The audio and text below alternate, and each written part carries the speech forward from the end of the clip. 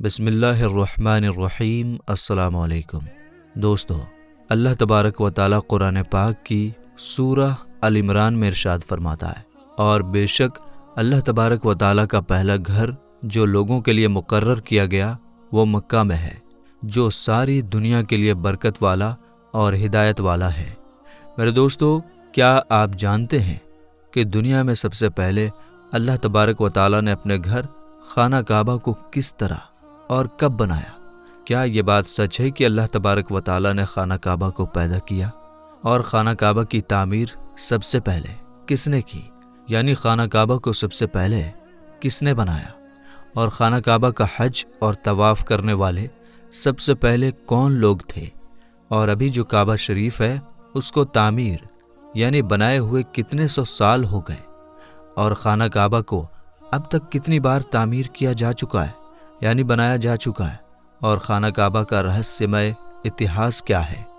میرے دوستو، ان سارے سوالوں کے جواب ہم آپ کو قرآن و حدیث کی روشنی میں بتائیں گے، اس لیے آپ سے ریکویسٹ کرتے ہیں کہ ہماری اس ویڈیو کو پورا ضرور دیکھیے گا۔ دوستو، خانہ کعبہ ایک ایسی مقدس جگہ ہے جس کو دیکھنے کے لیے ہر مسلمان تڑپتا ہے، اور جس کا طواف کرنے کے لیے ہر مسلمان کا دل ترستا ہے۔ میرے دوستو، ابھی کا جو خانہ کعبہ ہے وہ 404 سال پرانا ہے۔ خانہ کعبہ کو اب تک 10 بار بنایا جا چکا ہے۔ میرے دوستو، خانہ کعبہ کی سب سے پہلی تعمیر حضرت آدم علیہ السلام کی پیدائش سے 2000 سال پہلے ہوئی، اور خانہ کعبہ کو سب سے پہلے اللہ تعالیٰ کے حکم سے فرشتوں نے بنایا، جس طرح کہ تفسیر کی کتاب قرطبی میں لکھا ہے کہ جب اللہ تبارک و تعالیٰ سے فرشتوں نے کہا کہ انسان تو پیدائش کے بعد زمین پر جھگڑا فساد کرے گا اور بہت خون خرابہ ہوگا، جس پر اللہ پاک نے فرمایا کہ جو کچھ میں جانتا ہوں وہ تم نہیں جانتے۔ فرشتے یہ سوچنے لگے کہ اللہ تبارک و تعالیٰ ہم سے ناراض ہو گیا ہے۔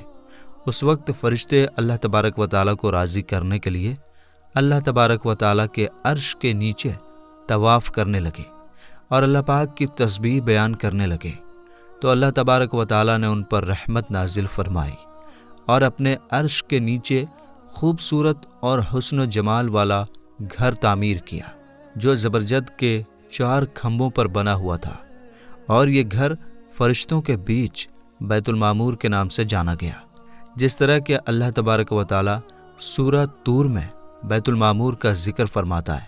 میرے دوستو، بیت المعمور فرشتوں کا کعبہ ہے، اور یہ 7ویں آسمان میں عرش کے سامنے کعبہ شریف کے بالکل اوپر ہے۔ فرشتوں کے بیچ بیت المعمور کی ایسی اہمیت ہے جیسے زمین پر کعبہ شریف کی اہمیت ہے۔ یہ آسمان والوں کا قبلہ ہے، اور ہر روز 70,000 فرشتے اس کا طواف کرتے اور نماز کے لیے حاضری دیتے ہیں۔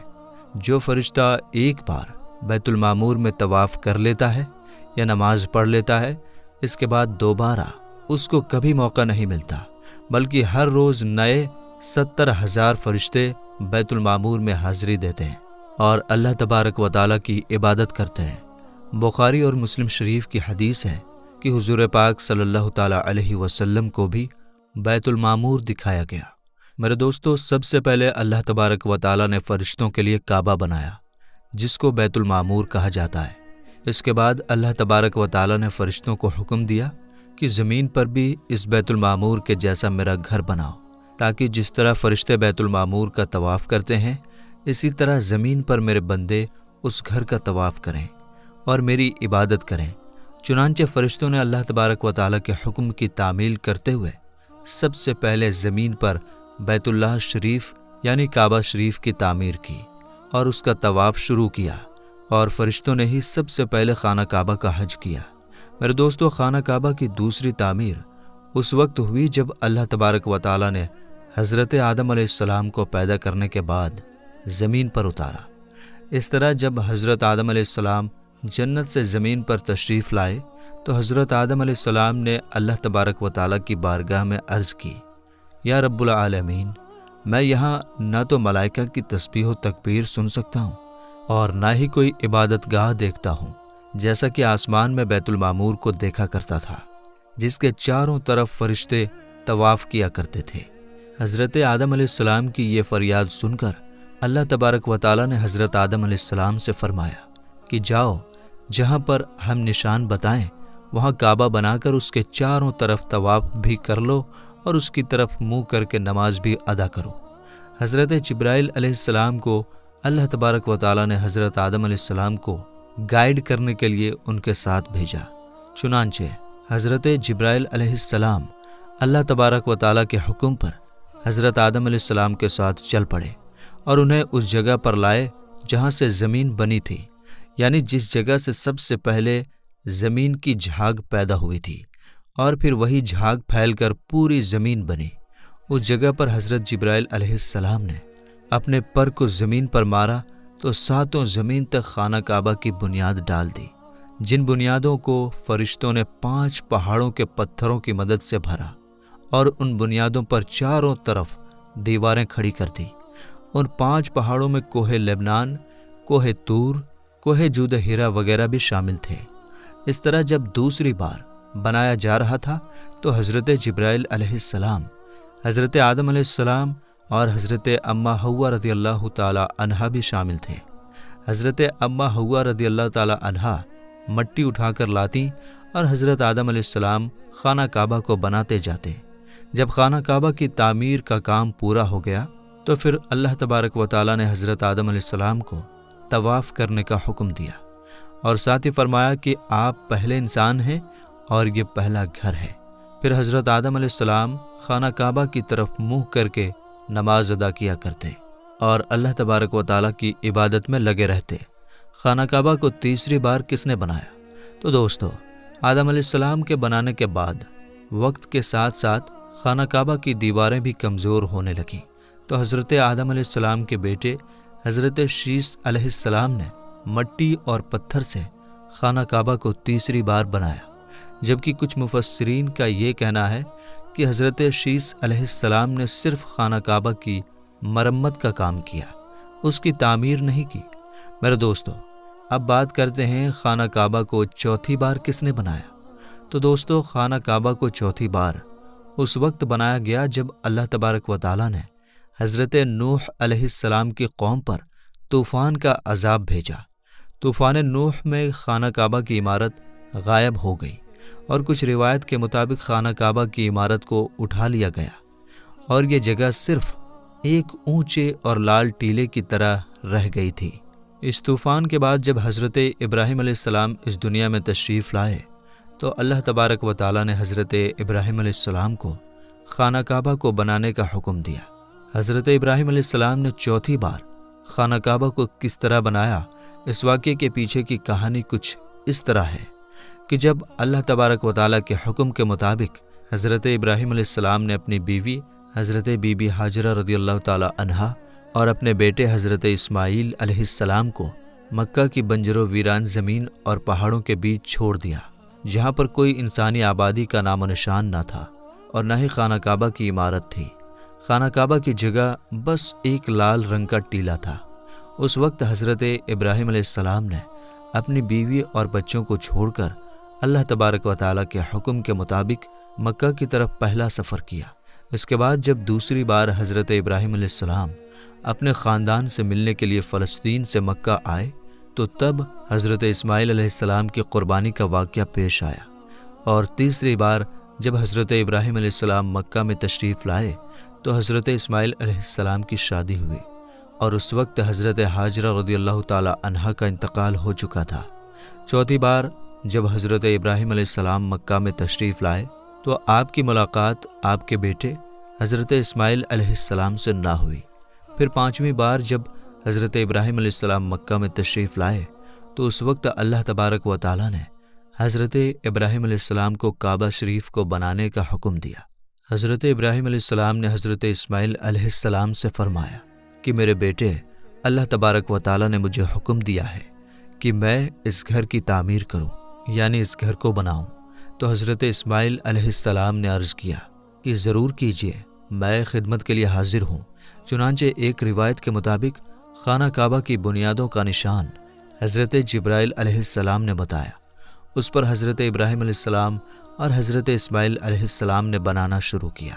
جب کھدائی شروع ہوئی تو پرانی بنیادیں دکھنے لگیں جن پر حضرت آدم علیہ السلام نے کعبہ شریف کو بنایا تھا۔ حضرت آدم علیہ السلام کی بنیادوں کے دکھ جانے کے بعد خانہ کعبہ کی تعمیر شروع ہوئی۔ حضرت ابراہیم علیہ السلام اپنے اس بڑھاپے میں ایک کاریگر اور حضرت اسماعیل علیہ السلام ایک مزدور کی حیثیت سے خانہ کعبہ کو بنانے لگے۔ کوہ لبنان، کوہ ہرا، کوہ ابو القیس، کوہ صفا اور کوہ مروہ، ان پانچوں پہاڑوں سے حضرت جبرائیل علیہ السلام پتھر اٹھا کر لاتے اور حضرت ابراہیم علیہ السلام کعبے میں لگاتے۔ پھر حضرت جبرائیل علیہ السلام کی نشاندہی سے جبل ابی قبیس کے کنویں سے 2 پتھر ملے۔ حضرت ابراہیم علیہ السلام ان پتھروں کو اٹھا کر لائے۔ ان میں سے ایک پتھر حجر اسود تھا اور دوسرا پتھر مقام ابراہیم کے نام سے مشہور ہوا۔ میرے دوستو، مقام ابراہیم وہ مشہور پتھر ہے جس پر کھڑے ہو کر حضرت ابراہیم علیہ السلام نے کعبہ کی دیواریں بنائی۔ جیسے جیسے خانہ کعبہ کی دیواریں اونچی ہوتی جاتی، ویسے ویسے وہ پتھر بھی ہوا میں اونچا ہوتا جاتا۔ میرے دوستو، نبی کریم صلی اللہ تعالیٰ علیہ وسلم نے ارشاد فرمایا کہ حجر اسود جب جنت سے اتارا گیا تو دودھ سے بھی زیادہ سفید تھا، پھر انسانوں کے گناہ نے اسے کالا کر دیا۔ ایک اور روایت کے مطابق نبی کریم صلی اللہ تعالیٰ علیہ وسلم نے ارشاد فرمایا، حجر اسود اور مقام ابراہیم جنت کے پتھروں میں سے 2 پتھر ہیں۔ اللہ تبارک و تعالیٰ نے ان کے نور کی روشنی کو بجھا دیا۔ اگر اللہ تبارک و تعالیٰ ان کے نور کی روشنی کو نہ بجھاتا تو یہ پورب سے پشچم تک سب کو روشن کر دیتے۔ خانہ کعبہ کو 5ویں بار قوم عمالقہ اور 6ٹھی بار قبیلہ جرہم نے بنایا۔ قبیلہ جرہم میں سے جس شخص نے یہ کام کیا اس کا نام حرش بن مداد اصغر تھا۔ خانہ کعبہ کو 7ویں بار بنانے والے نبی کریم حضرت محمد مصطفیٰ صلی اللہ تعالیٰ علیہ وسلم کے پاک خاندان میں سے ایک بزرگ ہیں جن کا نام حضرت قصہ بن کلاف تھا۔ انہوں نے خانہ کعبہ کو نئے سرے سے بنانا شروع کیا اور ایک بے مثال پختہ عمارت بنوائی۔ دوستو، خانہ کعبہ کو 8ویں بار بنانے کی ضرورت اس وقت پڑی جب قبیلہ قریش کی سرداری کے زمانے میں ایک زبردست سیلاب آیا جس سے خانہ کعبہ کی دیواریں بہت کمزور ہو گئیں۔ تو ایک مشورے کے بعد یہ فیصلہ لیا گیا اور خانہ کعبہ کو قبیلہ قریش نے پھر سے بنوایا، جس تعمیر میں نبی پاک حضرت محمد مصطفیٰ صلی اللہ تعالیٰ علیہ وسلم کی ذات اقدس نے بھی شرکت فرمائی۔